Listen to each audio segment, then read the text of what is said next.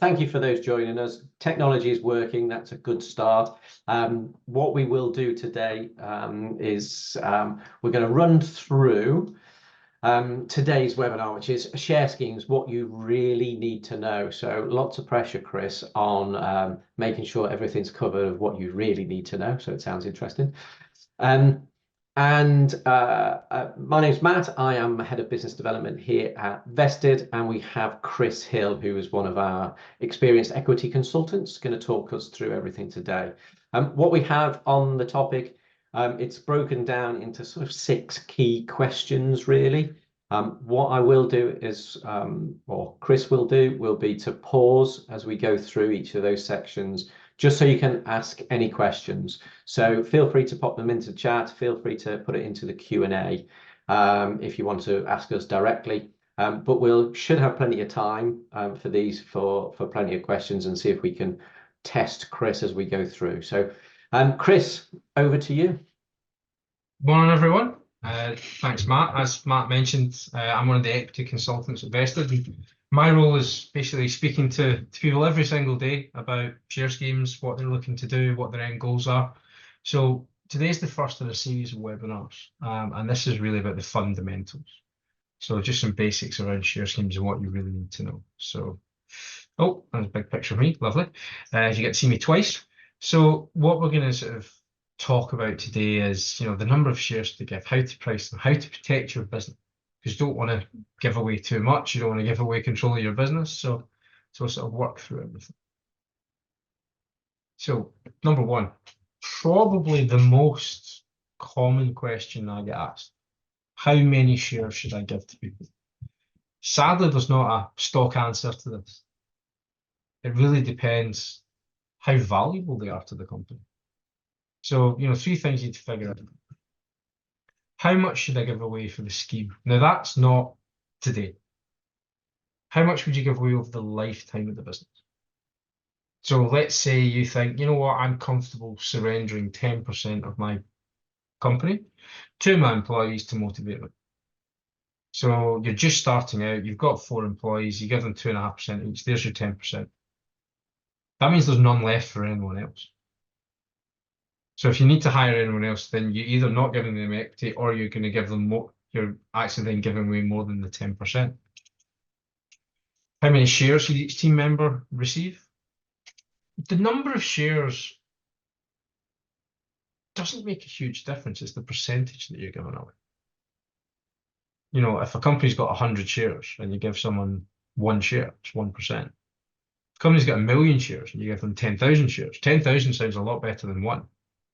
But 1 share is 1% of 100. 10,000 is 0.01% of 1 million shares. So thinking about the number that you're giving away. How do you manage dilution? As I mentioned, don't throw out the baby with the bathwater. Don't give it all away straight away. You've got to plan for the future. Start at the back end. You are the founders. Let's say you think to myself, right, I'm going to give away 10% of the business. My plan is I'm going to sell my business in 10 years for £10 million. That means you're giving away £1 million. Is that enough? How key are these people in driving you to the £10 million? How much do I give the early employees versus the later employees? There's a lot of things to consider, and every business is very individual. One of the resources we have on the website is a book called Slicing the Pie. Now, you can download that from the website. It's about how do you assign a value to the employees, how much of the value are they bringing, therefore how much equity should they get. But you can always book in a free consultation call, and what we can do is go through your individual requirements. But how many shares should I give to people? Say everyone's individual, everyone has different circumstances. Are you taking on investment? Are you not taking on investment? Are they key to driving the business? Are they key to the business? Do you just want to share with everyone? From your head of business operations to your receptionist, do you think everyone should get some? Everyone is different, so I would encourage you to sort of jump on a call and we can explore your situation individually. Well, So thanks, Chris. What I'll do, I'll just post into the chat something that's from the blogs of what is it titled actually? So employee equity, how much is right for UK SMEs? So I'll put that in there for people to have a look at after this. But we have had already one question in, so I'll just throw that across to you straight away. So how to manage expectations. So how do you manage those expectations, Chris, or how would you sort of talk to people about that? the whole thing is, the reason that people give equity, it's three reasons: to recruit, to retain, to reward. Now, it's about communication. If your plan is to sell the business for £10 million in 10 years and you're giving someone 10%, you're saying to them, I'm giving you, if you're with me on this journey and you help me get to that 10 million, you're going to get £1 million of it. If it's, oh, I'm going to give you 0.001% of that £10 million, you've got to be with me for 10 years and they're going to get 10 grand. Is that motivating? It's all about sort of the communication and explaining what it's about. So setting expectations, is about, well, this is the plan. This is where we're going moving forward. This is your role in moving forward.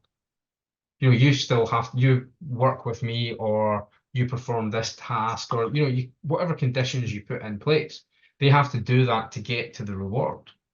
And to get to the reward, the business has to succeed. So it's just about setting the expectations, communicating with people about what you're looking to get to. I had a perfect example last week with a company. And they set up, they're worth about £5 million just now. And they've said to their employees, we're going to sell our business in 5 years' time for £20 million. If we do, the first 10 million belongs to us, the founders. After that, we will give you 20% in the next 10 million.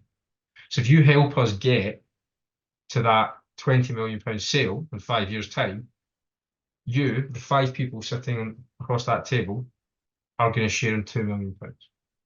I was on that call because I was explaining to them what the share scheme was. And you've never seen more motivated people in your life.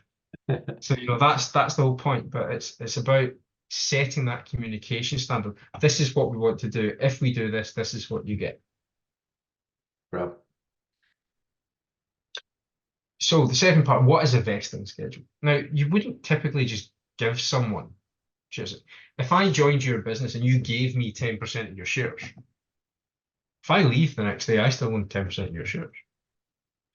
So a vesting schedule allows them to gain it.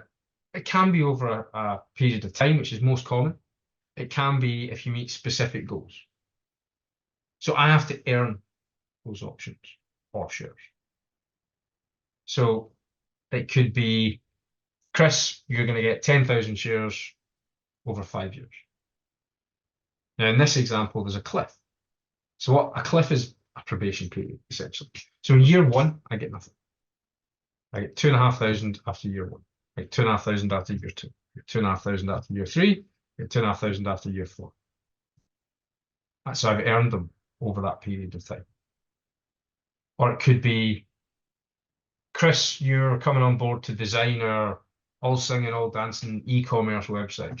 Once that's done inside 18 months, you get this.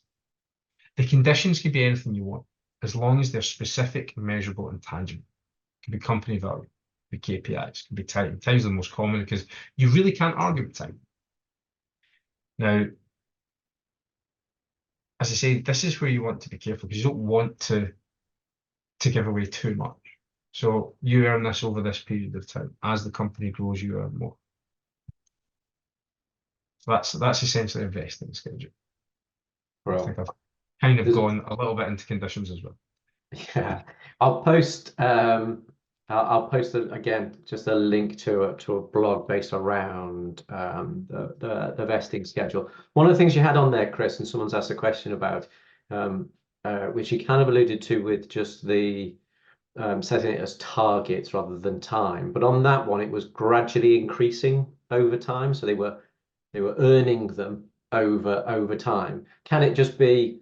Does it always have to work like that? Can it be in one hit at the end? You can set the vesting schedule however you want. It can be front loaded, it can be back loaded, it can be over, a period of conditions. The fundamental around equity is you cannot give someone something of value without there being a tax consequence. So if you're issuing options, an option is the right to buy a share at a predetermined price at a predetermined point in the future. You've also got growth shares, which are issued above the current value of the company. But you want to issue when the company has a lower value. So let's say to me, Chris, I'm going to give you these 10,000 shares over 4 years, so you get 2,500 a year. So I'm going to give you 2,500 this year, and then next year I'll give you another 2,500, so on. If you issue them over the 4 years, day one, I get these shares valued at this. So if it's an option, I have to buy them. If you're just giving me the shares, I have to pay a tax. And then we grow the company because we're so successful in year one. So I then get another set of shares after year one, so at the start of year two.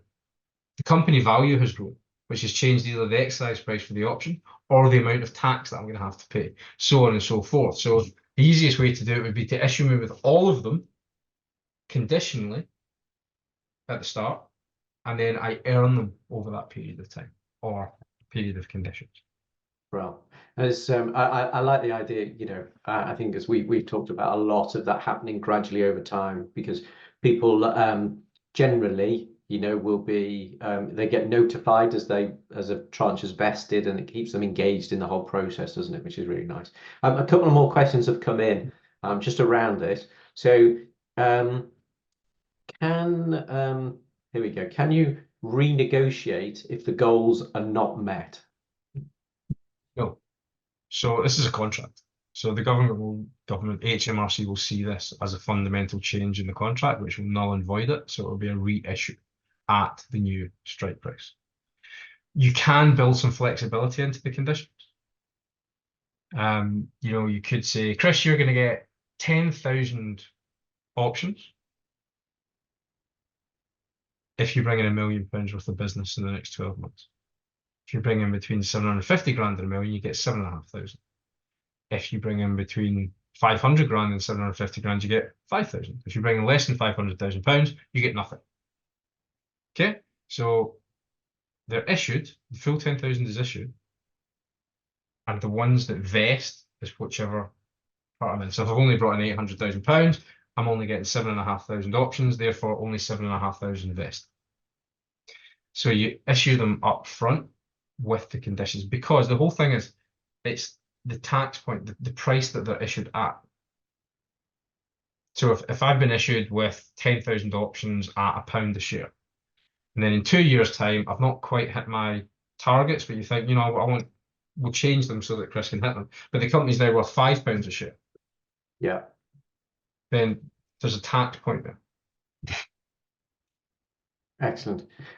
Final one on here. I'll move us on. But given that you had the sort of the graph on, somebody has asked, are 1-year cliffs and a 5-year vesting period the most common? What's the sort of standard that you see? Everyone's individual. Often 5 years is very common, 3 years is very common. Cliffs, it depends. If you're issuing to people day one, as soon as an employee starts, day one, you have the cliff as part of the probation, or you choose to only issue the options after they have been there for a year or 2 years or however you want to do it. So it's unfortunately a little bit how long's a piece of string. So, but what's fairly common in the marketplace, 3-5 year vests. Cliffs, I want them for 6 months, or they've already been here for a year, therefore I don't want to do it. Are they existing staff? Are they new staff moving forward? It doesn't have to be all the same either. Everyone can have different conditions, different vesting periods. So key members of staff could have something slightly different. Someone who's been here for 5 years could have, an immediate vest, so they don't have to vest them over time because they've already spent the 5 years there. Well, we've got a few more questions coming in, but I think some of them will be covered off. So I'll keep them as we go through, Chris. Yeah, no problem at all. Okay. So when can my team access their shares? two main ways to do it. So an exit only means that they only exercise their options when the business is sold or there's a significant change in control. Exit only is very popular because you don't have to worry about dividends, you don't have to worry about voting rights. They become a shareholder for a nanosecond at the back end as the exit occurs. So essentially, they just get a lump sum at the back end. So exit only is really popular. Exercisable, they have the right to exercise their option, which means buy them once the vesting schedule or milestones have been met. It's not a cashless exercise unless they've been issued at zero value, but that will create a tax implication. So exit only, really popular if there's an exit planned in the next 10 years, exercisable if not. That's for options. For growth shares, the conditions will be the same. It can be exit only, they could be exercisable or unconditional after a period of time.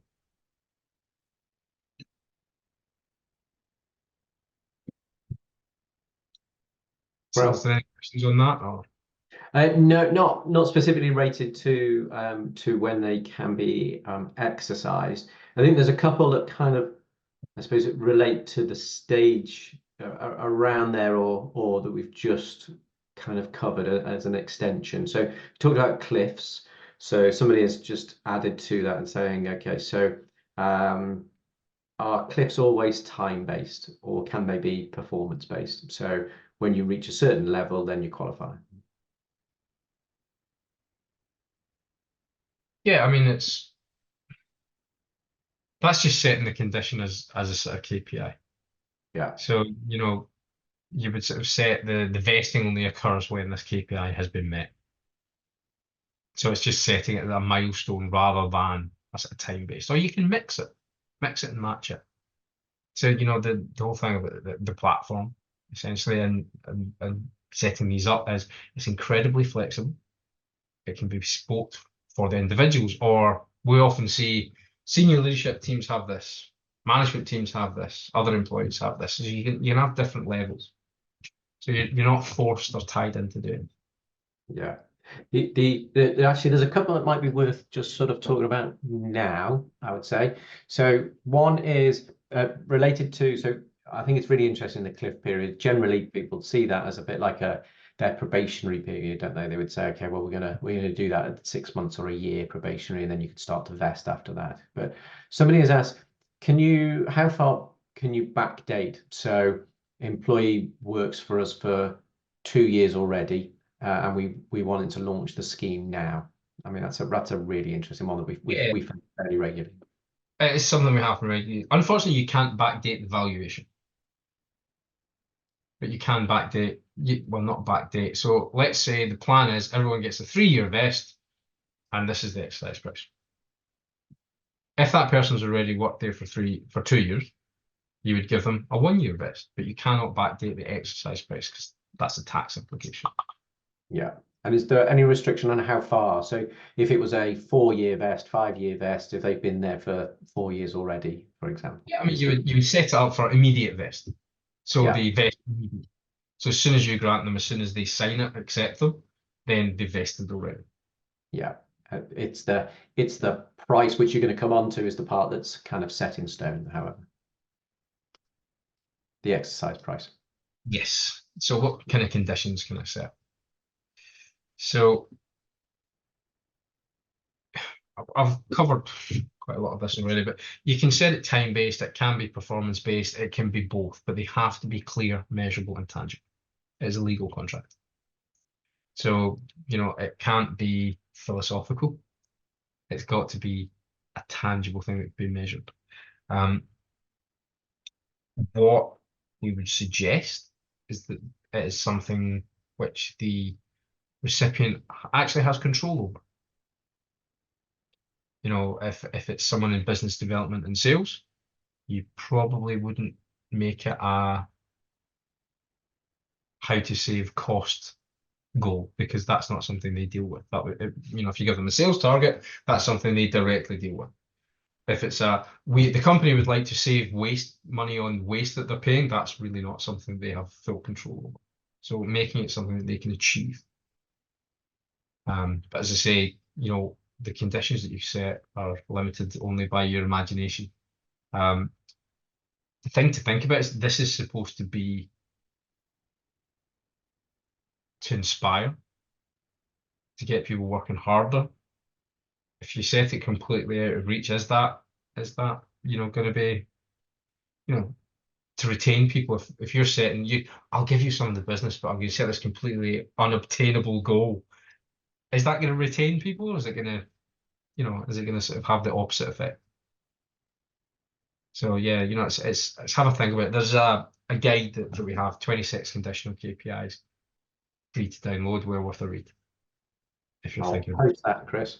There we go. That's posted in there. So conditional equity milestones. I'll post that in the chat. Is there anything on that, or I think quite a few questions? Yeah, not on that. There's a few coming up, but I think they're more, I would say, related to sort of what you've got coming up now around pricing, I would say. Right? Not a problem at all. So, how should I price the shares? So when you set the company up, then everything's set up at nominal value. So, what's common. Not 1p or £1 a share is very common. Now, when we do a valuation, a share scheme valuation, so when we do valuations for share schemes, it's very, very different to a commercial valuation. Okay? We're actually looking for the lowest possible value.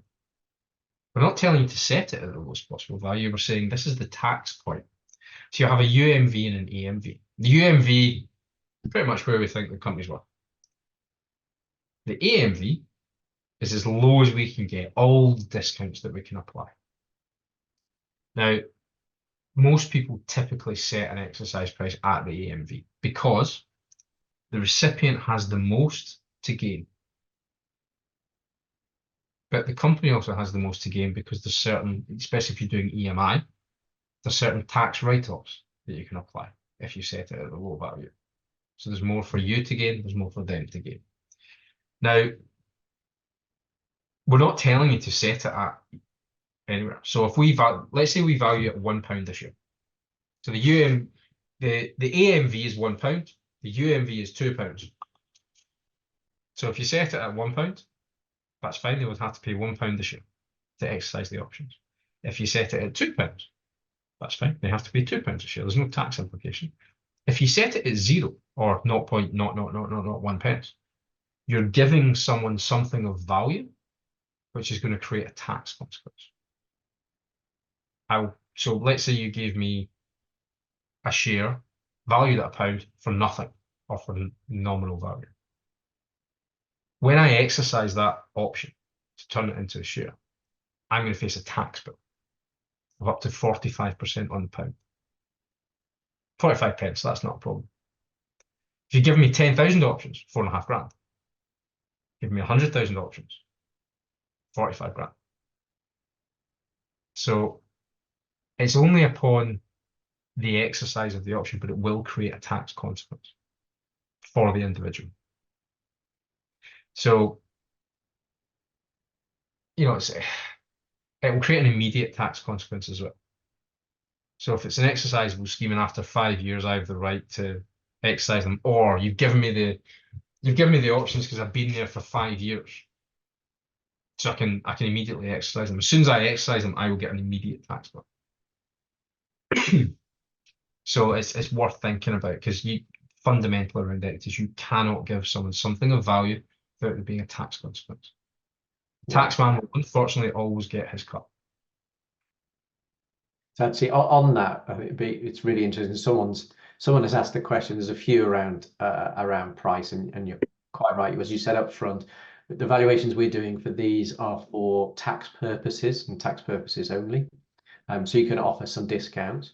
So it'd be interesting just to sort of explain perhaps a couple of examples of where we can offer discounts, particularly for EMI. So it has to be approved by HMRC as a valuation. So a couple of examples of where we might put in some discounts into that valuation. So EMI is the British government approved option scheme. It is by far the most tax efficient thing you can do, but there's certain eligibility criteria. Always has to be the top co, the recipients have to be full-time UK based employees, eligibility. But you can discount an EMI valuation for several factors. So if you've had any SAIS or EIS investment, you can discount that because it is not at full risk.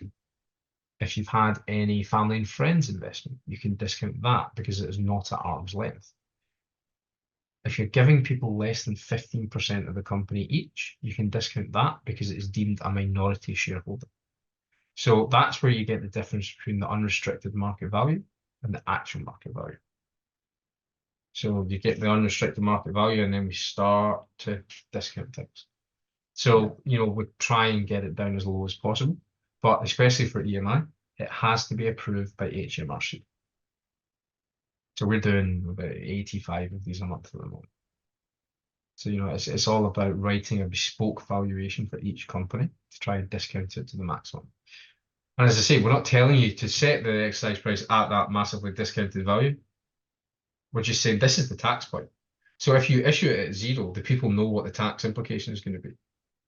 Or if you issue it here, they know what the excise price is going to be. Or if you issue it at the AMV, or if you issue it even above the AMV, they know what they have to pay.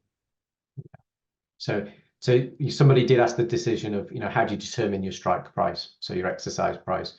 And I think that becomes really interesting, just as you've just explained there. And so some of it could be HMRC, and they say, where do we get the approval? Some of it might be a board decision, because even at a discounted price, the exercise price might not be comfortable for individuals to be able to exercise. So if they had X number of options to be able to exercise. So there's lots of factors in there, but generally, I think it's fair to say, Chris, that most people go at the approved rate from HMRC is generally where people set it.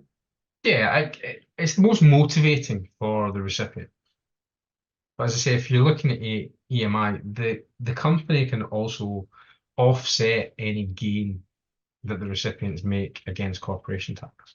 So giving them the most to gain gives the company the most to offset further down the line. Yeah, brilliant. Just on this, and you've mentioned it, but just to make sure we've covered it off, I think somebody asked a very specific question. Here we go.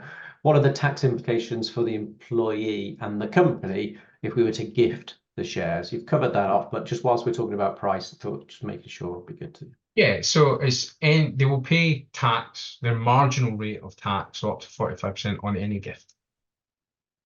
So the company, there's no tax implication, but they're giving something away. So if you give me £10,000 worth of shares, you've gifted me £10,000, so you lose £10,000. I pay £4,500 tax. So the only person that gets any money from that exchange is HMRC. Well, I think they are all our questions. Let me just double check. There's one that perhaps slightly, given that we've mentioned EMI. Okay. So there's two parts to this, I think, really. So somebody said, I have 3 small micro limited companies, one of them being the main business. If I launch a scheme, would I need to create a new group co so as to be able to include employees from each of the businesses into one common scheme? And somebody else has asked about just an example around EMI. So it's just sort of explaining that perhaps as a combination, really. Yeah, so one of the key things about EMI is it always has to be in the top co. Cannot be in a subsidiary. So it sounds like if you want to issue one scheme to everyone, then you would create a top co and the EMI would be in that. Or if 3 companies are going to remain separate, you have 3 different schemes with 3 different companies. Yeah. One of the benefits of EMI, all of the costs associated with setting it up and running it, all our fees, can be fully offset against your corporation tax. I've just seen one about dilution, just quickly. So with options, EMI or unapproved, dilution only occurs upon exercise. So when they're bought for or upon the exit. So let's say Matt and I own 50% of a company each. We create a 10% option pool for our employees. when we sell the business, the 10% then hits in, and Matt and I go from 50% each to 45% each. If we've created a 10% option pool but only granted 8%, then we only dilute by 8%, 4% each. Or let's say I own 90% of the company and Matt owns 10% of the company. We dilute equal to our shareholdings. So if we dilute 10%, I dilute 9 from 90 down to 81, and Matt dilutes 1 from 10 to 9 because we're 9 to 10. And the new 10% comes into being.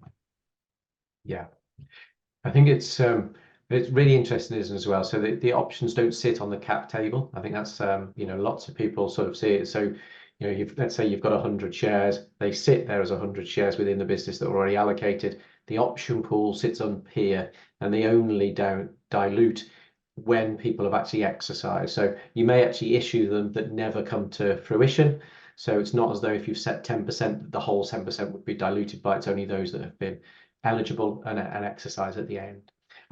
We've got something, Chris, I don't know if you have, I know you have, not on this one, but on a different presentation, if it's to hand or just as an explanation. So somebody has just on the valuation and the exercise price conversation has sort of come up with an example. And I just thought, do you know the slide that we have that would say it would be £1, £10 sell, just to sort of show the maths behind it, rather than having to Don't right now, but I'll just quickly go through it. So basically, you issue the shares at £1.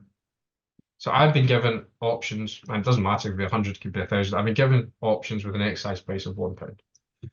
Fast forward 5 years, the company sells for £10. I get £10. £1 comes off because I have to buy the option to turn it into a share. I'm left with a £9 per share gain. The company can fully offset that £9 per share gain that I have made against the next corporation tax bill. I pay 10% capital gains tax on that £9. I walk away with £8.10 per share. The most tax efficient thing you can do. I say that as I'm frantically trying to see if I've got that slide deck open, which I don't appear to do. Okay, no problem. We can maybe revisit that, but what the person has described was right, and it is the tax only payable at the end once you've exited, once you've sold the business. So once they're selling their shares, and it is at that 10% capital gains tax on EMI, which is really interesting, I think, for everybody. Right, I think that's it on that section. So yeah. Now, if anyone's got any specific questions about this, probably the easiest thing to do is to just book a call in, or we can talk about your individual circumstances. Doesn't mean you have to do anything. It just means that we can actually have a chat one-to-one about what your specific circumstances are and what you're looking to achieve, and just sort of go through it. Yeah, I'll put a link in, Chris, if people did want to see it. I'll put a link in for your meeting calendar so they can book in directly with you as well. Let me put that on there. There we go. There's a link. Book directly in with Chris. So what happens if someone leaves? Again, a very, very popular question. So when we are designing the contract, we put, not only can you have your specific conditions in there, like you remain an employee until I sell the business or you surrender everything. We put in what we call good leaver and bad leaver clauses. So a bad leaver always leaves with nothing. But a bad leaver is classified as either gross misconduct, criminality, or breach of contract. So they always leave nothing. But what happens if someone leaves on something other than those three? It's up to you. When we're designing the contract, we put the good leaver clause in. What's quite common is if you leave, you lose everything. Or if you leave, you keep everything. Or if you leave, you can keep your options, but you have to exercise them straight away within 3 months. So we can build it however you wish. Some people really believe that if someone's left in that scenario, they should lose everything. But then equally, some people think, if that person's put in 5 years worth of really hard work, they can keep all their vested options. So, it's a philosophical question. It's, we're an FCA accredited business. We will not offer commercial advice. We'll share the tax implications and what that means. But bearing in mind, an option only becomes a share when it's exercised. So if it's an exit only, then it's never going to pay anything unless you sell the business. But you can sort of put in whatever you want. Now, you can equally put in, we'll decide on a case-by-case basis, but HMRC are not big fans of that because they see it as something being renegotiated. So we'd probably suggest that you don't do that. It's, as I say, if you're going to make it so that the options, they can keep the options, but they have to exercise them within 90 days. So they have to buy those options. That means to become a shareholder. At that point, you're thinking, do they have the right to vote? Do they have the right to dividend? Or when I'm setting that up, should Vested set up a new share class for me that doesn't have the right to vote and doesn't have the right to dividend? So it's worth thinking about that. There's lots of different things that you can put in. Well, I think that's generally good levers, bad levers is a concern for most as they're setting it up. But as you said, lots of flexibility in the vested system to be able to flex whichever way you want to go. Right, there are a couple more questions. I suppose really more of that would round up a few of these areas, Chris. So let's have a look what we've got left. I think there's 2 or 3. So okay, here's a good one. What are the main considerations when setting up a scheme, and any particular areas of things that you definitely want to avoid? I think we mentioned it earlier on, don't throw the baby out with the bathwater. So if you're going to give 10% of the business away over the lifetime of the business, don't give it all away in the first 6 months, because then you've got nothing to give anyone else. Have a think about how much you want to give away. Companies Act of 2006 means that shareholder resolutions have to have a 75% pass. Do you want to maintain that 75% to yourself? Now, that doesn't mean that you can't give away more than 25%. It just means that you would perhaps create a non-voting class if people are going to become shareholders. Other things, like most of life, keep it simple. You can make it incredibly complicated. It's not going to make your life any easier. That's why time is so popular, because you cannot argue with time.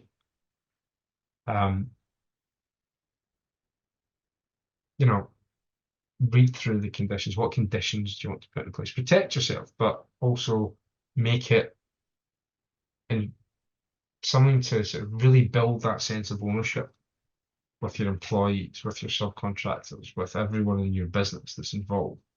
You want to motivate them moving forward. The whole purpose of a share option scheme is to grow the business, to recruit the right people, to retain the right people. So make it inspiring. Give them something to look at. I mean, I'll quickly show you the employee portal, what we give to people so that they can see what they have, and it actually makes a difference to them, because they go, oh, that's what it's worth to me. Yeah. But the vested platform, we're digital equity management. It's about making it as easy as possible. The old way, speak to accountants and lawyers, then the setup fees, they'll charge you for submissions, the people management, you've got to manage it on spreadsheets, you've got to do your filings. Every time you want to change something, there's going to be a cost, everything like that. With us, everything's in one place, it's all included, and it's all just done simply through a flow. Yeah. So book a free consultation. Matt's already put my my diary link in there, so that's directly into my diary. So if you want to have a chat, you can just book into my diary. We'll have a half-hour chat about what you're looking to do, the circumstances, and I'll never offer commercial advice, but I can always share what's common, what's best practice, things like that. There's a couple more, Chris, and you can sort of show the portal, maybe sort of have that ready to go. But someone said, and it's something you've just touched on actually. So when creating your team, is it better to have a new member as a partner or as an employee? But one of the things that we've kind of talked about a little bit today is, as most people focus on, is sort of EMI as option schemes. But there are lots of different routes that people could go down, and if you qualify EMI is great, but there are other things there for even suppliers that you could offer things to, or advisors, etc. So probably on that question, do you think it's more of trying to take up that one-to-one to think what's right for those individuals, what's right for you as a business as well? Yeah, because we can build conditionality into it as well. Yeah. So, sort of build it in from a partnership perspective versus an employee perspective. What have you put in your partnership agreement? That comes down to what legal documents have you put in place with your lawyer. We're not a law firm. We don't deal with partnerships. We deal with employee share schemes. If they're going to be a co-founder, we can put co-founder vesting in there. But it comes down to what are you looking to achieve? What's the goal? So that's why I would encourage you to sort of take up that individual one-to-one so that we can explore it fully. Yeah. Right. Someone's just asked, there we go, going back to if you leave and you can exercise, when do you pay tax? It depends what scheme you're on. Yeah. So if you're on EMI,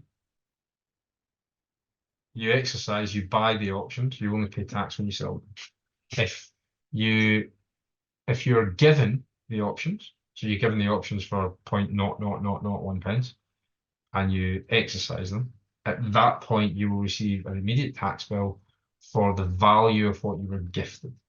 So if it's EMI and you gifted me at £1, even if it's worth £5 a share at this point, I'm still only paying the tax on that £1. Yeah. Well, excellent. Well, there's been a request to show the diagram again, which I think must be the vested versus accounting and traditional routes, or lawyer and. But also, I think it'd be good to see that portal, because I think that's a really interesting one. Yeah, I mean, I think the employee portal that we have is key. I first get given options about 10 years ago now. And I had to sign a 30-page legal contract on my induction day, my first day. I had no idea what it was. It was a scary legal contract that lived in my desk drawer that I tried not to think about. It did not motivate me. It did not incentivize me. It did not retain me because I didn't know what it was. So actually having a portal where you can log in and see what you have is so key. So I will turn this off now, if that's all right, and I will quickly show you that portal. So every employee gets a log. So we're going to pick on Harvey Richards, which, going by a random name generator that we use, that's quite a normal name. We get some absolute crackers on them. But you've got Harvey Richards' EMI agreement here. That's his legal contract. Now, I won't click into it because it is literally just a 20-page legal contract. So there's a sort of summary here. He's getting 10,000 ordinary options that were granted today. It's a 3-year vest. So he's getting them over a 3-year period.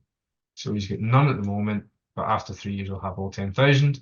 However, he only benefits at an exit. So you can see the vesting schedule here. Every month he gets some. After 3 years, he's going to have all 10,000. I really like monthly vesting, purely because every month he gets an email. You've got another 277, another 278, another 278. That really builds up that sense of ownership, which is key for retention. But essentially, all Harvey wants to know is what's it worth. Now, you don't want to have to answer all these questions every time. It's 6 months later. How much is it worth now? How much is it worth now? They can just come in here and find out. So we've just done a valuation of £2.5 million. This bar will fill up as the options vest. So it's just a retention tool. So with 0% annual growth, because these have been issued at the AMV, below the UMV. So that basically means there's already worth £10,997 worth of value in his options. Now, what does that mean to him? It means he's only paying £9,897 in tax. He's already saved £3,500 in tax because he's not paying income tax. Or that's 0% growth. You're not giving someone options so that you can grow 0%. What would be fair? 10% year on year? He's looking at 17,709. Just under 16 grand. Or 25%? Oh, that's 26. 25%? 33.5, which is just over 30k. Saved over 10 grand. Or plan is, I'm going to sell my business in 5 years for £25 million. Looking at £109,943. Bear in mind, this person's got 0.01% of this company. So looking at just under 110 grand in profit, which is more or less £99,000 after tax. That's a mortgage payoff. Saved over £35,000 from income tax. So the ability to come in and actually look at what this is worth and play about with the values. You know, oh, you told me the plan is 25 million. Why don't we get to 27.5? Because I think we can do that. Because I am fully bought in and fully motivated. Oh, I'm now looking at 121. Right, I'm getting 109 basically after tax. So, you know, you can play about with that. So for me, the ability for people to have the visualization of what it means, because you talk to them, say, oh, you know, when we sell the business, you're going to get something. Pie in the sky. This is real figures. They come in and actually put these. If the company sells for 27.5 million pounds, that's how much money they get. There's no, oh, we might get this. That's it. So the ability to see things like that is just so key. Yeah. Final question, Chris, conscious of time. Someone's just asked the question. I think that it's really great to bring that to life. I think one of the things you might have mentioned, just it'd be good to sort of just clarify. They've said about things being about percentage, so the overall percentage that you own of the business and therefore the value. But you know, therefore, what's the point of subdivision of the shares? So I think the subdivision is key because you cannot give someone a fraction of a share. So if you have 10 shares, you're dealing in 10% tranches. You cannot give someone 7%, 5%. You can only give someone 10%, 20%, 30%. So if you've got 100 shares, 1%. You can't give someone 2.5%. If you've got 1,000, 0.1. 10,000, 0.01. So typically, most people would go out to a big, huge number, 100,000, a million, 10 million. Because then they never have to do it again. It's, you know, it's just done first time. But it's so that you have the flexibility to give smaller amounts, more specific amounts. If you have one share, the minimum amount of the company you can give away is 100%. So that's why you would need to subdivide. Yeah, I think it's really, I was going to say, really interesting in the conversations we have, isn't it? That lots of people join us and talk initially about percentages, and then we kind of amend that so that they talk about the numbers of shares or options and the value of those, because as it gets more complex, that complexity around percentage perhaps is more difficult to explain, and you know, potential dilution through investment, etc. Yeah, and you know, to do anything, the subdivisions, creating the option for all of this, you have to follow the Companies Act of 2006. The platform is linked to Companies House, so we do everything via email. So to do this, to create a board resolution or shareholder resolution, I would click 2 buttons. In real time, an email goes to your board. Do you pass this board resolution to subdivide to 1 million?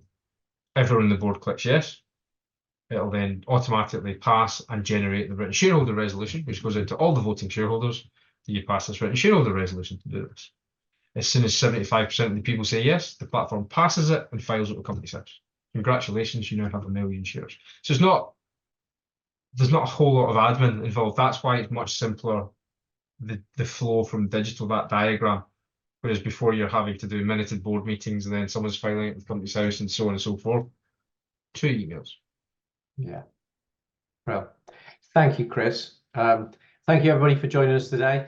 We will have a recording that will go out to everybody. So we'll send an email out just if you want to hear Chris again and go through it in your own time, can certainly do so.